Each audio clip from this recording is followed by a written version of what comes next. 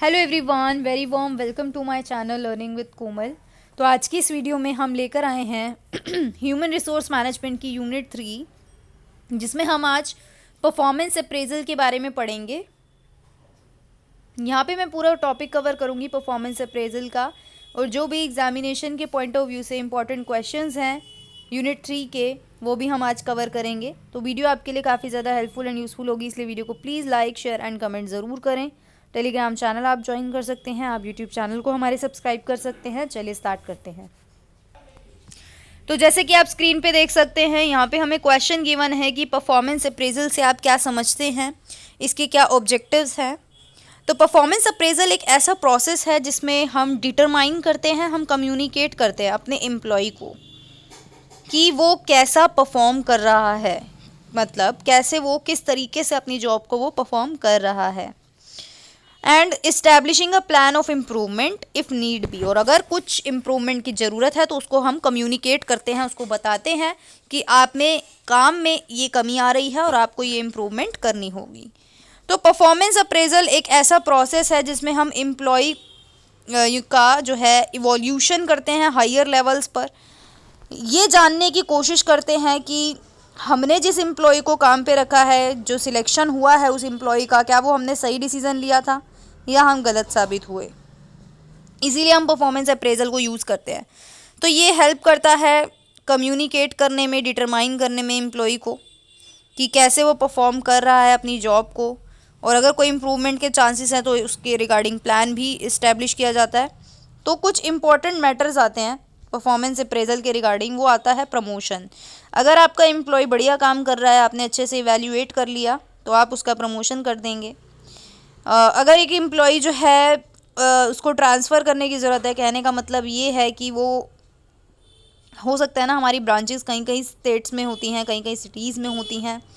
तो अगर हमारे कहीं किसी ब्रांच में एक्सपीरियंस्ड एम्प्लॉय की ज़रूरत है तो हम उस एक्सपीरियंस्ड एम्प्लॉय को अपनी उस जगह पे ट्रांसफ़र कर देते हैं, राइट। सैलरी इंक्रीमेंट करना, ये सब इसमें आ जाता है। तो हाईली डिपेंडेंट होता है ये सब।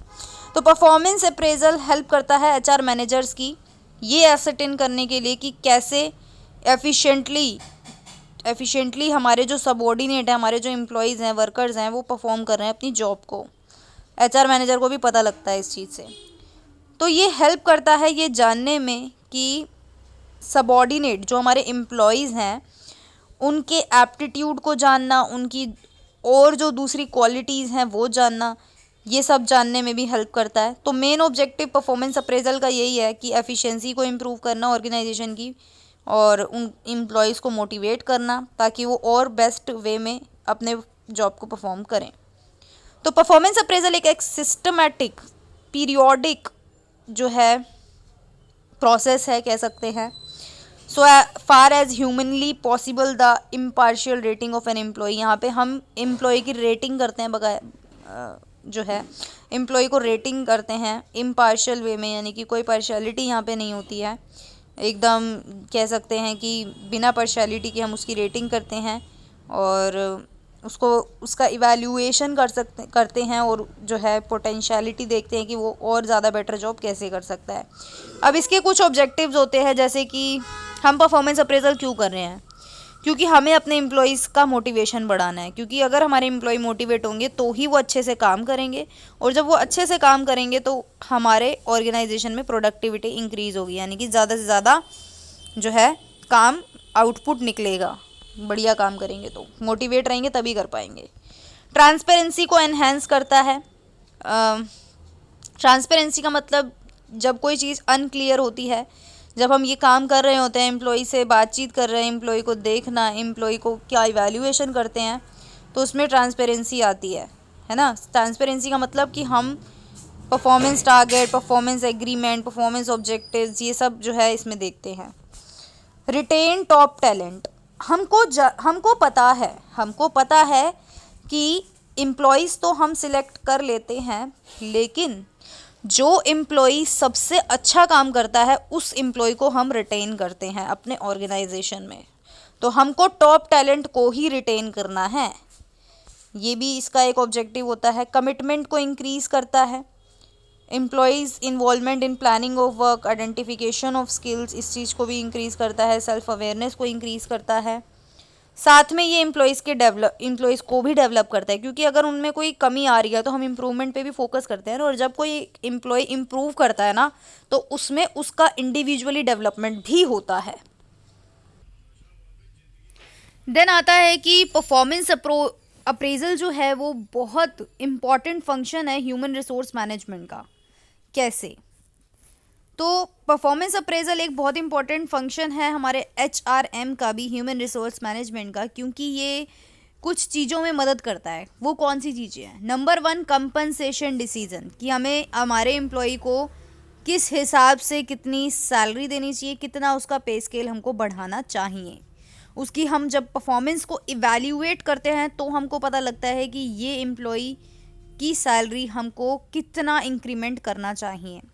नंबर 2, प्रमोशन डिसीजन, कि भाई अब जो है अगर एक एम्प्लॉय सेम काम कर करके बोर हो गया है या फ्रस्ट्रेट हो गया है, तो हम उसको उसकी जॉब चेंज कर देते हैं, उसको थोड़ा सा प्रमोट कर देते हैं और उसको थोड़ा अपर लेवल की पोस्ट प्रोवाइड करा देते हैं। Third, training and development programs की बात करें तो परफॉर्मेंस अप्रेजल से ही हमको पता लगता है कि हमारे कौन से एम्प्लॉयज़ को ट्रेनिंग की ज़रूरत है, कैसे हम उनके कामों में इम्प्रूवमेंट ला सकते हैं और कैसे उनका डेवलपमेंट हो सकता है, कौन सी स्किल्स उनमें रिक्वायर्ड है ताकि वो और ज़्यादा बेहतर तरीके से काम कर सकें।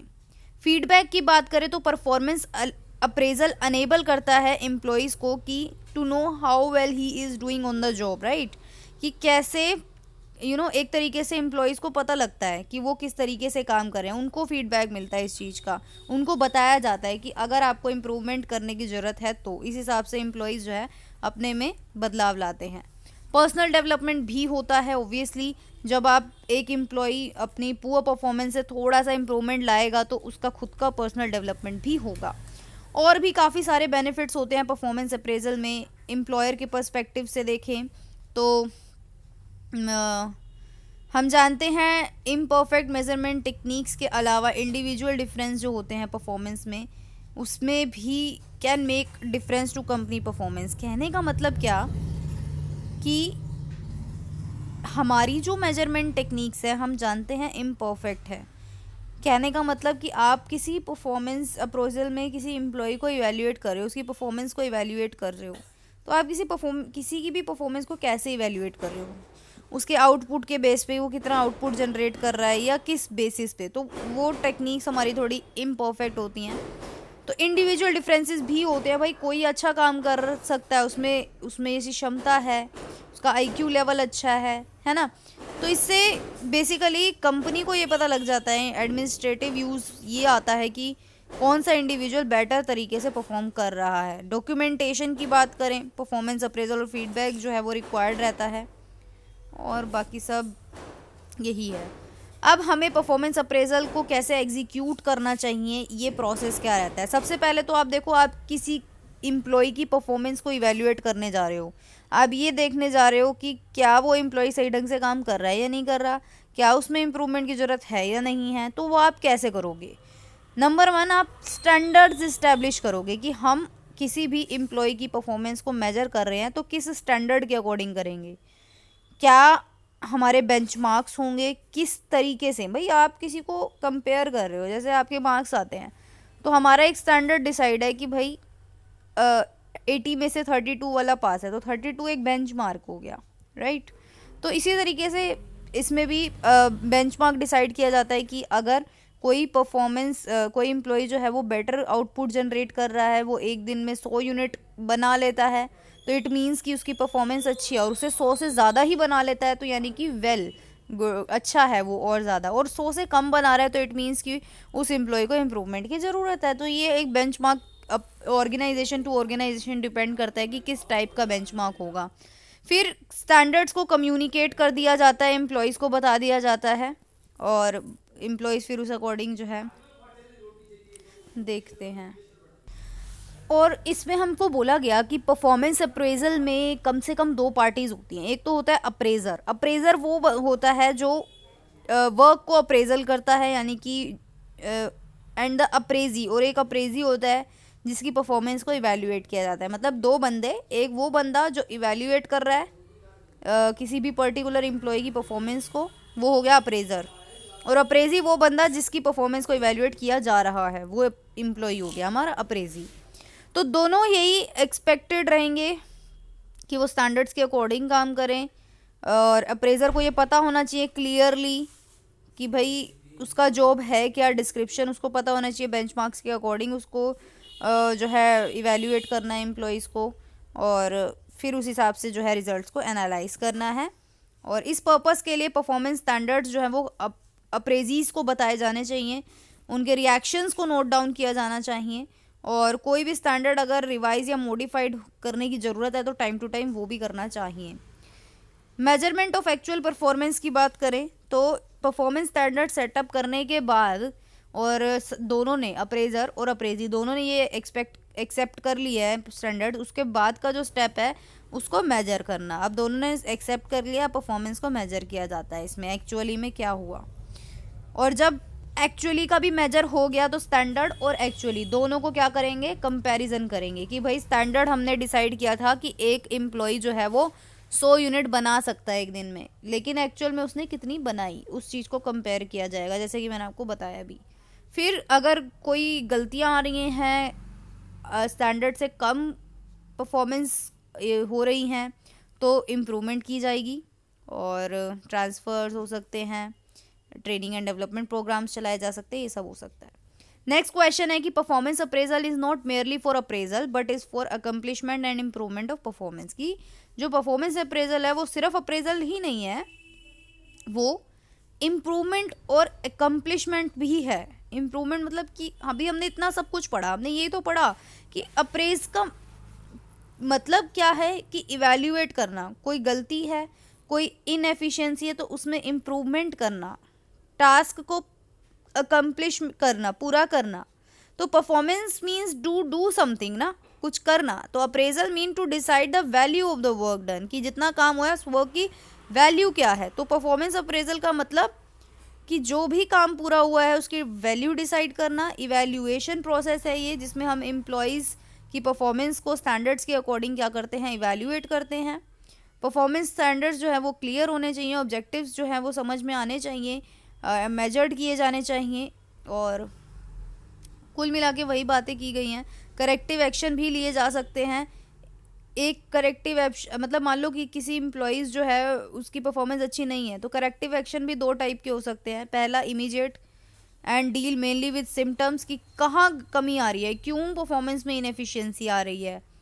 और दूसरा इमीडिएटिव होता है putting out fires. Putting out fires means कि which basic corrective action get to the source of deviation and seeks to adjust the different permanently.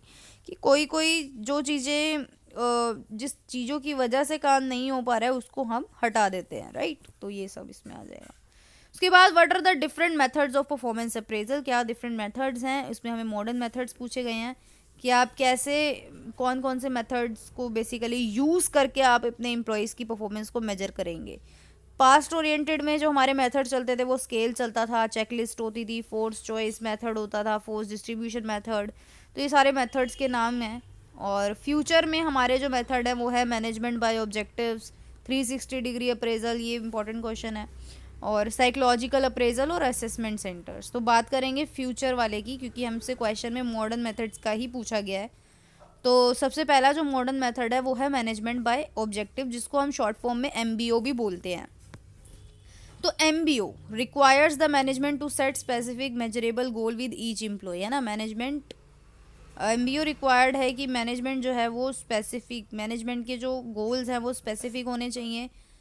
Goals ऐसे होने चाहिए जिनको हम इजीली मेजर भी कर पाएँ, और देन पीरियोडिकली डिस्कशन भी हो कि भाई जो हमने गोल सेट किए हैं उनकी तरफ क्या प्रोग्रेस है।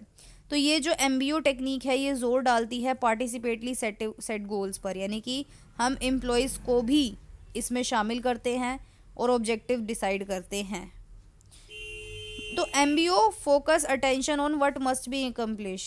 तो MBO किस चीज़ पे फोकस करता है कि किस काम को तो हमें करना ही करना है, ठीक है, रैदर देन हाउ। ये नहीं देखता ये कि कैसे उस काम को करना है, बस ये देखता है कि क्या करना है, क्या किस काम को कंप्लीट करना है। तो ये इस तरीके का काइंड ऑफ गोल होता है जिसमें 6 स्टेप्स इन्वॉल्व होते हैं। पहला, ऑर्गेनाइजेशन गोल को सेट करना। दूसरा, डिपार्टमेंट का गोल सेट करना, क्योंकि हम जानते हैं एक ऑर्गेनाइजेशन में बहुत सारे डिपार्टमेंट होते हैं। परचेज डिपार्टमेंट होता है, प्रोडक्शन डिपार्टमेंट होता है, मार्केटिंग डिपार्टमेंट होता है, सेल्स डिपार्टमेंट होता है, राइट। तो डिपार्टमेंट के गोल सेट करना, डिपार्टमेंट गोल्स को डिस्कस भी करना, उसके बाद एक्सपेक्टेड रिजल्ट डिफाइन करना कि हम क्या चाहते हैं, उसके बाद उस परफॉर्मेंस को रिव्यू करना एंड देन हम फीडबैक प्रोवाइड करते हैं। एमबीओ के कुछ मेरिट्स यहाँ पे गिवन है, लिमिटेशंस गिवन है। तो पहला मेरिट यानी कि फ़ायदा यही है कि एक रिजल्ट ओरिएंटेड प्रोसेस है, इसमें ये रिजल्ट चाहिए भाई। जो काम किया, सेटिंग गोल्स को सेट करो, गोल्स को कंट्रोल करो, उसको उस पर काम करो, दैट्स इट। तो ये इसकी मेरिट है। और यहाँ पे सबॉर्डिनेट और मैनेजर दोनों ही एक्सपेक्ट करते हैं कि भाई कोई कंफ्यूजन नहीं होनी चाहिए। और यहाँ पे कंपनी के जितने भी एम्प्लॉयज़ हैं उनको उनके कंपनी के ऑब्जेक्टिव के बारे में अवेयर भी कराते हैं एमबीओ के थ्रू। लिमिटेशंस की बात करें तो यहाँ पे अननेसेसरी पेपर वर्क होता है, जो एक लिमिटेशन है, यानी कि एक कमी है। और एमबीओ एक प्रेशर ओरिएंटेड प्रोग्राम होता है, क्योंकि यहाँ पे प्रेशर डल जाता है एम्प्लॉय पे कि ये काम करना ही करना है। टाइम कंज्यूमिंग भी है, क्योंकि यहाँ पे आपको डिटेल प्लानिंग करनी होती है। एमबीओ से जो है ऑब्जेक्टिव्स कन्फ्लिक्टिंग हो सकती है, यानी कि क्या पता मैनेजर का टारगेट कुछ हो और अदर दूसरे मैनेजर्स का टारगेट कुछ हो, तो इससे कन्फ्लिक्ट पैदा हो सकता है। तो ये कुछ इसकी लिमिटेशंस हैं। दूसरा जो हमारा मॉडर्न मेथड है वो है असेसमेंट सेंटर। तो असेसमेंट सेंटर को हम सेंटर लोकेशन भी बोलते हैं, जहाँ पे मैनेजर्स आते हैं, अपनी जॉब परफॉर्म करते हैं, अपना काम करते हैं। तो assessees is requested to participate in basket exercise, role playing, discussion. तो यहाँ पे जितने भी असेसी यानी कि जो असेसमेंट कर रहे हैं उनसे रिक्वेस्ट किया जाता है कि वो आए, रोल प्ले करें, डिस्कशंस करें, और फिर जो है वो एम्प्लॉयज़ की एबिलिटी को इवेल्युएट करें, कम्युनिकेट करें स्किल्स को उनकी। तो ये सब देखा जाता है। तो एंटायर एक्सरसाइज जो है वो डन की जाती है ट्रेनर के अंडर, जो एम्प्लॉई के बिहेवियर को ऑब्जर्व करता है, फिर डिस्कस करता है, और it with the rater who finally evaluate the employees performance. मतलब वो ट्रेनर ही एम्प्लॉइज़ की जो परफॉर्मेंस को इवेल्युएट कर रहा है उसके साथ ये सब कुछ डिस्कस करता है। साइकोलॉजिकल अप्रेजल की बात करें तो सबसे ज़्यादा फ्रीक्वेंटली यूज्ड मॉडर्न मेथड इसको बोला गया है, जिसमें साइकोलॉजिस्ट जो है वो असेस करते हैं एम्प्लॉय की पोटेंशियल को। वो आके एम्प्लॉयज़ को ऑब्जर्व करते हैं, उनकी एक्टिविटीज़ को ऑब्जर्व करते हैं और देखते हैं कि कौन सा एम्प्लॉय फ्यूचर में बेटर परफॉर्म करेगा। तो इस मेथड में साइकोलॉजिस्ट जो है वो डेप्थ इंटरव्यू करते हैं, साइकोलॉजिकल टेस्ट, डिस्कशन, सुपरवाइज़र के साथ सब कुछ इवैल्यूएशन किया जाता है यहाँ पे, जिसमें हम एम्प्लॉयज़ का इमोशनल, मोटिवेशनल सारी कैरेक्टरिस्टिक्स को क्या करते हैं, डिटरमाइन करते हैं, और उस हिसाब से हम परफॉर्मेंस अप्रेजल यानी कि मेजर करते हैं उनकी परफॉर्मेंस को। 360 डिग्री एक बहुत ही न्यू टॉपिक है जिसका एक्सपेक्टेड है एग्ज़ाम में क्वेश्चन आना, तो ये आप बिल्कुल भी स्किप ना करें। 360 डिग्री सबसे पहले डेवलप किया था जनरल इलेक्ट्रिक के द्वारा, ये इसको डेवलप किया गया है इस मेथड को, और ये बड़े बड़े जो मुख्य मेजर ऑर्गेनाइजेशन है वो इसको यूज़ कर रहे हैं। इंडिया में यूज़ किया गया था क्रॉम्पटन ग्रीव्स, विप्रो के द्वारा, इन्फोसिस, रिलायंस इंडस्ट्रीज़ के द्वारा इसको यूज़ किया गया 360 डिग्री अप्रेजल मेथड को। Appraisal made by the top management, immediate superior, peer subordinate, self and customer is called 360 degree appraisal. तो क्या होता है 360 डिग्री कि यहाँ पे टॉप मैनेजमेंट भी, इमीडिएट सुपीरियर का मतलब कि जो उस सबॉर्डिनेट के जस्ट ऊपर, मतलब जो उस सबॉर्डिनेट को डायरेक्टली ऑब्जर्व कर रहा है वो होता है इमीडिएट सुपीरियर। टॉप मैनेजमेंट भी, इमीडिएट सुपीरियर भी, पीयर्स भी यानी कि groups, subordinates, self and customers सब अप्रेज करते हैं यहाँ पे, सब जो है अप्रेजल होता है। तो जिसको हम कहते हैं 360, यानी कि सारे लोग मिलके यहाँ पे सब कुछ देखते हैं और परफॉर्मेंस को अप्रेजल करते हैं। तो यहाँ पे परफॉर्मेंस जो होती है एम्प्लॉयज़ की वो 6 पार्टीज़ टोटल इवैल्यूएट करती हैं मिलकर। वो 6 पार्टीज़ क्या हैं? पहला टॉप मैनेजमेंट, दूसरा इमीडिएट सुपीरियर, तीसरा कोवर्कर यानी कि साथ वाले हमारे कलीग्स, सबॉर्डिनेट्स हमारे जो अंडर काम कर रहे हैं वो, सेल्फ अप्रेजल हम खुद भी, और हमारे कस्टमर्स भी। तो ये 6 के 6 मिलकर डिसाइड करेंगे आपकी परफॉर्मेंस को इसमें। तो ये आप लिख देंगे, कोई दिक्कत नहीं आएगी। तो एडवांटेज क्या है 360 की कि ये मोर ज़्यादा कॉम्प्रिहेंसिव है, ये क्रेडिबिलिटी है इसमें, मतलब कि विश्वसनीयता है, ये रिस्पॉन्सिबिलिटीज़ जो है एम्प्लॉयज़ की उसको बढ़ा देता है ऑर्गेनाइजेशन और कस्टमर्स के प्रति, और 360 अप्रेजल सिस्टम जो है वो सभी को अलाउ करता है कि वो अपनी स्ट्रेंथ और वीकनेसेस को आइडेंटिफाई कर पाएँ। कुछ इसकी लिमिटेशंस भी हैं कि ये ऑनेस्ट असेसमेंट सिस्टम नहीं, मान लो आपको कोई पसंद नहीं है या आपको कोई लाइक नहीं करता तो वो आपका गलत अप्रेजल भी कर सकता है इसमें, तो कम्प्लीटली ऑनेस्ट हम इसको नहीं बोल सकते method. Carrying out 360 appraisal program is very time consuming होता है, प्रोसेस है। और अगर आपको 360 डिग्री अप्रेजल सिस्टम के अकॉर्डिंग बात करें तो people need to engage with it properly, है ना। सब लोगों को ध्यान से इसको एंगेज होने की ज़रूरत है और तभी रेगुलर बेसिस पे एंगेज होने की ज़रूरत है, तभी आप प्रॉपरली इवैल्यूएट कर पाएंगे एम्प्लॉयज़ की परफॉर्मेंस को, अदरवाइज़ नहीं हो पाएगा। तो ये था आज का टॉपिक। वीडियो को लाइक शेयर कमेंट ज़रूर करें। Thank you so much.